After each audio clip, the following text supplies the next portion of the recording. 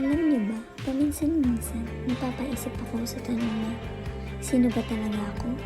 Sa unang tingin, parang simpleng tanong lang ito, di ba? Pero kapag simulan mong pag-isipan ng mas malalim, makikita mo parang isang malawak na dagat ito. Napakalalim at hindi alam kung saan ito nagtatapos. Ang bawat alon ng pag-iisip ay may dalang bagong katanungan at pananaw na nagdadala sa atin sa iba't ibang sulok ng ating pagkatao. Sa ating paligid, napakaraming bagay ang nag-uukit ng ating pagkatao. Mula sa mga tao na nakakasalamuhan natin hanggang sa mga karanasan at hamon na ating pinagdaraanan.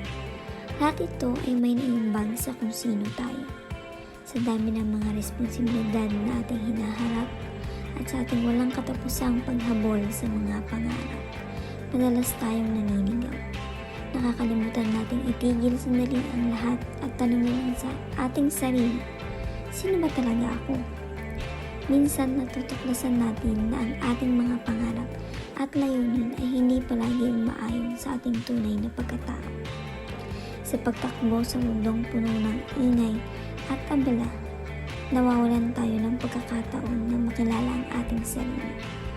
Ang simpleng tanong na ito ay naging isang mahalagang hakbang upang maunawaan ang ating mga pinagdaraanan at ang ating mga tunay na hangarin sa buhay.